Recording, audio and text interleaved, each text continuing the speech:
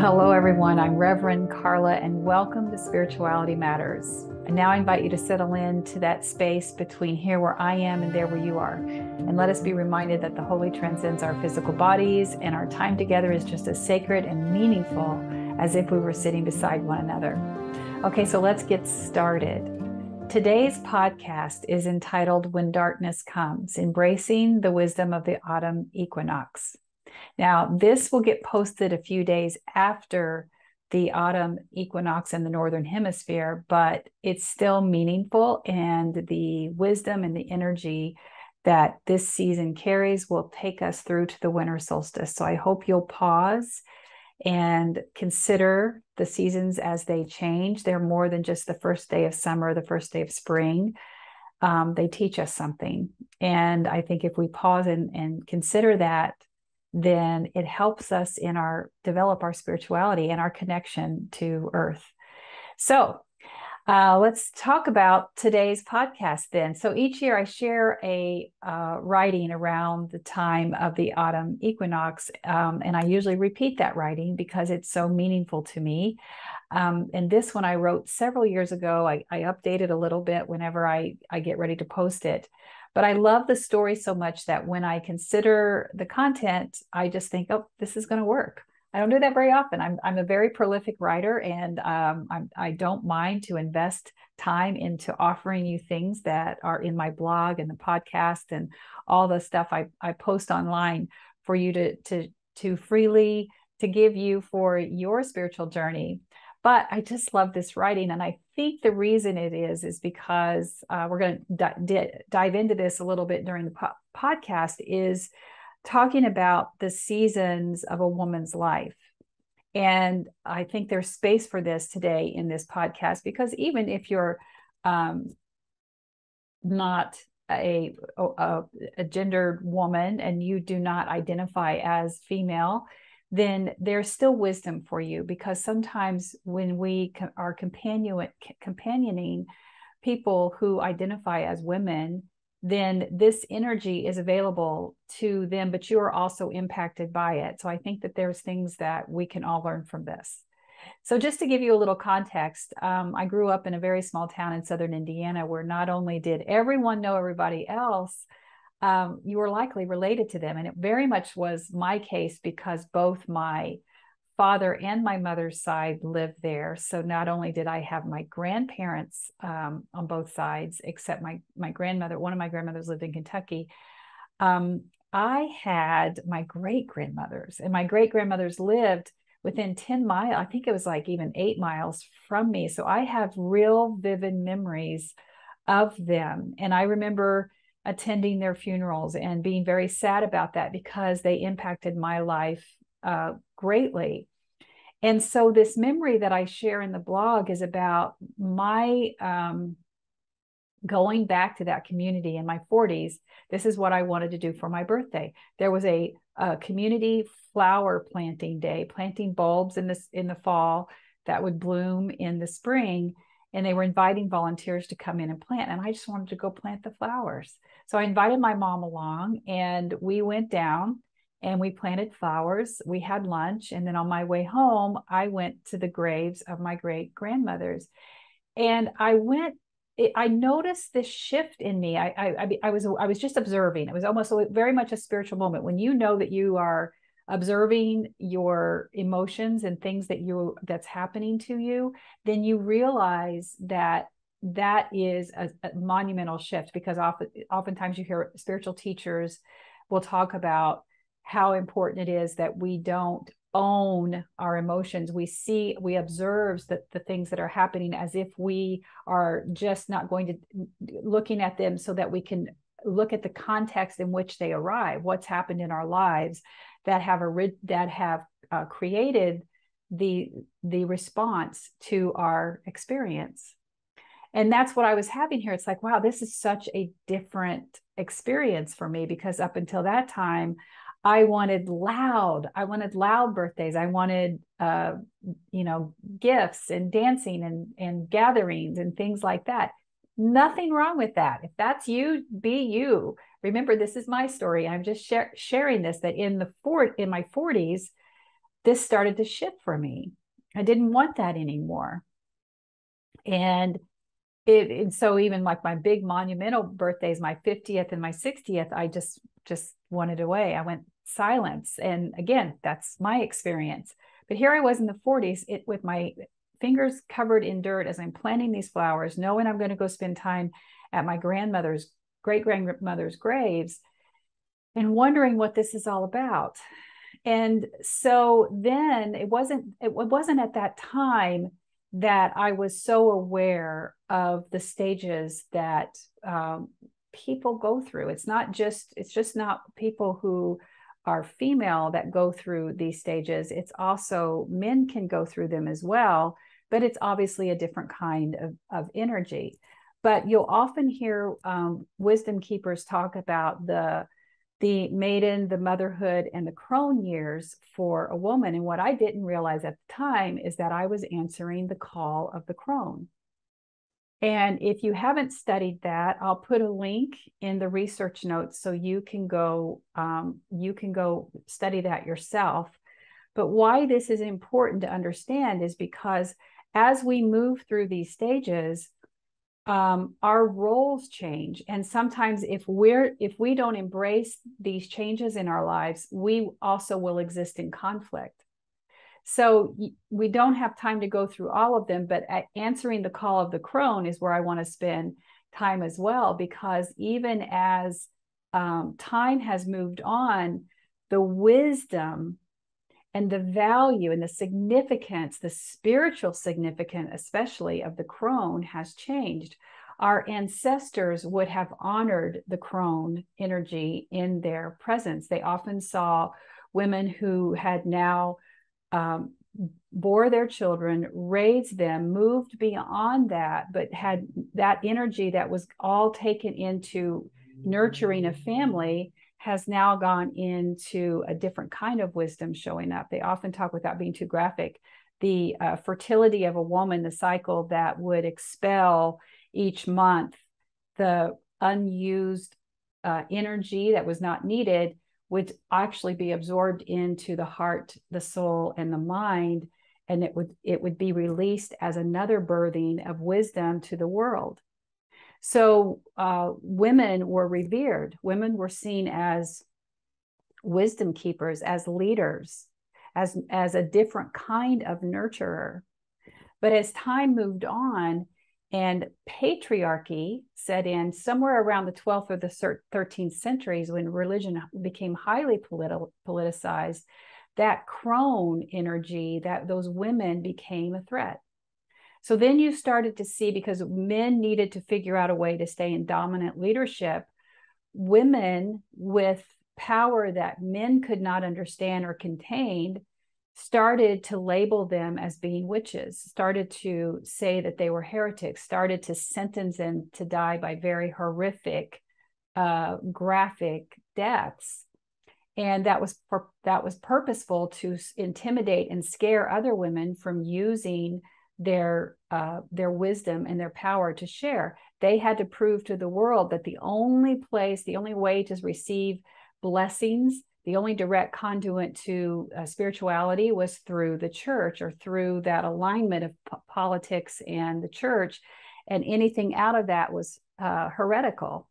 So women, the whole hag and the stories that started, the fables, if you will, and the children's stories that started with all the forest and the old hag that lived out on the edge of the woods that no children should go to because they're mean and they're ugly, and the crooked fingers, which, by the way, I have a couple of crooked fingers, and they did that on purpose to mock the body's aging, instead of seeing that aging is part of the sacred process of living.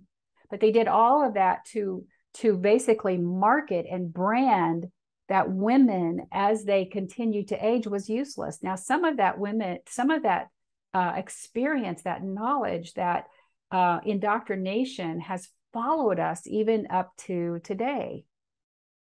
And you'll often hear people, I see it sometimes even in my comments in social media, people will say, okay, grandma, okay, boomer, okay, gray-haired, whatever they want to say, because they see me as having less value because of my age. And they just want to dismiss me. Now, I've come back very hard on people like that to educate them that they are reflecting an indoctrinated belief that is not only not relevant, it's incorrect. Because I honestly believe that a lot of our problems throughout the world would be less, there would be less conflict, there would be less tension, there would certainly be less war if there were women councils, female energy, divine feminine energy invited into those spaces where big decisions are being made about the rest of humanity. I've read about a council of women who would actually, in indigenous cultures, were there to choose the leader, because oftentimes it would have to be a male warrior to be able to keep the community safe, but they answer to a tribe of elder women. Can you imagine the difference if our leaders had to answer to women who looked across the landscape of the good of the whole instead of just the how that we protect a patriarchal system that only at the top protects the white, hetero, cisgender, able-bodied Christian male, which is what our system in the United States does. There's no ladder being built high enough on that pyramid, or on, I always look at a buoy floating along in the ocean. No ladder is going to get to that top. I don't care how many Marjorie Taylor Greens are out there screaming about Christian nationalism or anything. It's showing her ignorance, because she will never be a leader in that. They are doing this to protect the white Christian male, because that is who they think needs to be in positions of power, and that is what dominion theology is all about. Now, I've done a series of videos over on TikTok if you want to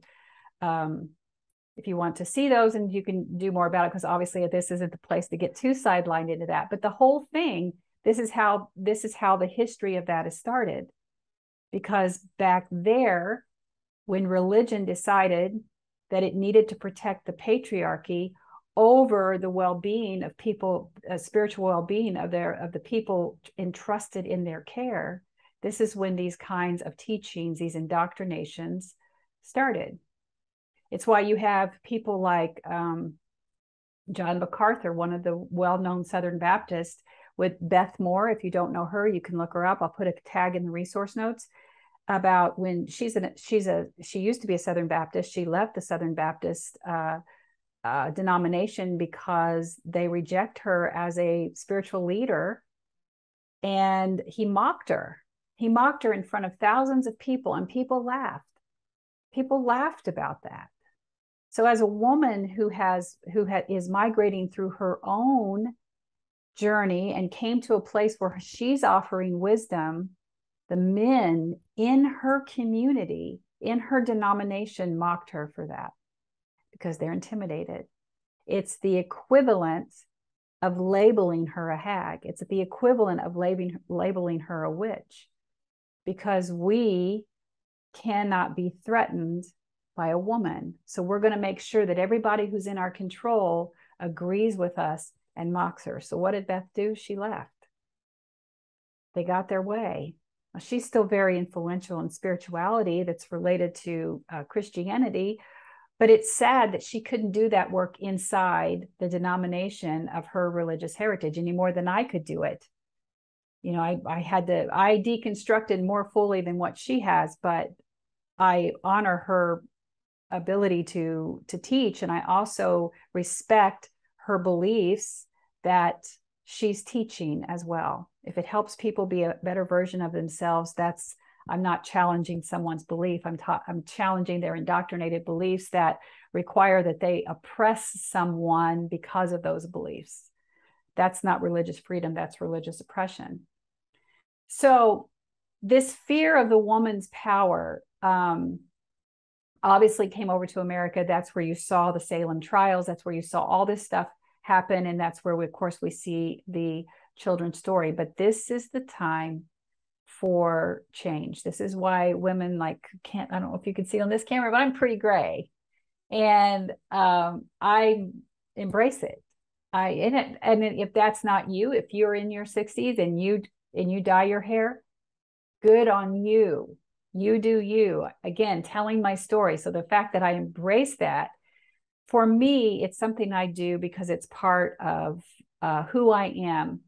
And I want people to see that I'm standing here as someone who has deconstructed a white female who completely deconstructed from those indoctrinated beliefs, but who also decolonized those indoctrinated beliefs, and who's learning to be anti-racist, which will be part of a perpetual journey that I'll be on for the rest of my life. Because if you're on a committed spiritual journey to decolonize and deconstruct your faith, then you always have to be ready for something that's going to pop up that is part of those indoctrinated beliefs. You think you've worked it through, then all of a sudden something pops up. And someone recently said to me, I think I used a phrase in a video, I said, when I deconstructed, and she said, you use that in the past tense. Please tell me that there's an end to this. And I haven't answered that question. I'm going to today.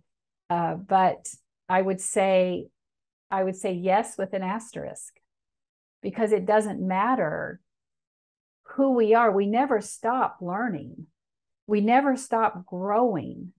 We never stop looking at ourselves and figuring out the places that no longer serve our highest good, or find those tender spots that need to be worked out and let go. The heaviness of the things that we carry from past trauma, from past relationships. How are they serving our highest good for us to hold those and carry them? And as we mature, that suitcase gets too heavy. People often wonder why they have these spiritual or midlife crises somewhere in their late 30s, 40s, early 50s. That is because why? The things that we've done to push out the pain and the facade that we wear to pretend like we're okay, it just becomes too much. We don't want to do it anymore. We don't want to fake life anymore. And so we start to do the work. So that work, that commitment to do that work is continual, as long as we continue to do that. So I would say that, yes, I have deconstructed, but I am on a continual healing journey. That leaves my heart, my mind, and my soul open, so that when something rises and I feel triggered, or I feel wobbly, or I feel something unsettled, then I know I'm being invited into a new level of awareness, so that I can work on that next thing that has arrived for me. That's soul work. And that's what we'll talk a lot about as we go through with some upcoming workshops, some teachings that are being done right now. Stay tuned for those. By the time, maybe even by the time this podcast is released, we'll be talking a lot about those. So stay tuned. And I'll just close this part about talking about a dear friend who came to me recently and wanted to have coffee. And she is in her 40s. And she said to me, I don't know what's going on, but I just want to do something different in my life. And it's almost as if you have to qualify that, because I remember those feelings as well. She didn't want me to think that she wasn't grateful for her husband. She wasn't grateful for all the good things that's happening in her life. She has a wonderful job, and she went through all of those things, but she said something's changing. And so we had the opportunity to talk about the switch from motherhood to Crone and what that means. And she's answering the call of the Crone. And I think if more women understood what that call is and the importance of it, it doesn't change who we are as much as it does change about how we move through the world, if that makes sense. So we can still be the person that our inner self recognizes, but when we also recognize and accept and embrace that something from in here is changing, no stimulus out here. We're not impacted by a commercial. We're not impacted by social media, social pressure, family pressure. It's something in here that's shifting that can be such a sacred and healing place. But it can be scary. It's just like, what's going on with me? Why am I just not, I have everything I want going the way, but what is this? And it can be as simple as changing a hobby.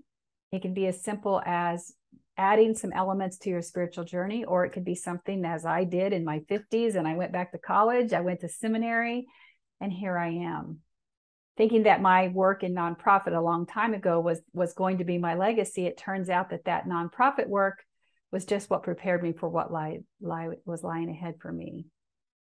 Again, that's my story. What's yours? How is the Crone? Where are you in that maiden motherhood Crone era? Who are you? Who do you know that's going through that? Are you holding the space with someone who's journeying that? Is there a little bit more patience that you can have for somebody as you recognize, like, this could be some shifting, and maybe I can help this person go through some of this and help her find her place. So shifting back to the autumn equinox, this is a wonderful time to reflect on the past year, even though we still have several months left before we get to the winter solstice and then the end of the year. This is where you can start your spiritual reset, because we are now turning towards the darkness. We have been since the summer solstice. You know, the summer solstice is the first day of summer. It's the longest day, the longest in the northern hemisphere. We have the longest daylight of the year. Here we have equal light and day, and now we're moving towards darkness. And in this time, we will have moments where it's time for us to recognize that life is about holding the equal of the light and the dark. We would love for our lives to be completely filled with nothing but joy. This is where I think toxic positivity and toxic joy can really not prepare you for really what life is about. Because how do we hold the space for sorrow? How do we hold the space for the darkness that's even the shadow that's in our own lives? The things that we need to work on, the things we need to release. That's what the changing of the seasons teach us. So this is a wonderful time. You have this time up going to the winter solstice where you can do like a little bit of a spiritual reset. Think about maybe a couple of projects that you'd like to finish by the end of the year. Where are you on your journey of life? Where did you see yourself this time in 2022? So you'll start to notice that the mornings are getting darker, that especially here, we're starting to see some mornings in the 50s. You can start to, there's a subtle smell of the earth changing. So this is a wonderful time to just sit and pause. So the seasons invite us to look at how it's ushering us through life, just as our lives are also being ushered through different stages and different seasons. Do you see how they kind of just go together? And so for me, the autumn equinox always takes me back to that shift in my life when I recognized that the motherhood was leaving and the crone was arriving. It doesn't mean that I'm still not a mother. I have my children. I now have grandchildren. I still use my nurturing skills. You don't have to reject those parts of your life, but you allow something else to arrive.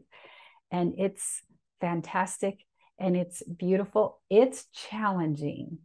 It's challenging because some of the hardest soul work I've ever done has been inside my season of the crone. And so the equinox, as we know, we can't avoid heading towards the darkness. We cannot avoid it. The earth will soon sleep in the northern hemisphere. Things will die back, and then life rejuvenates and moves on.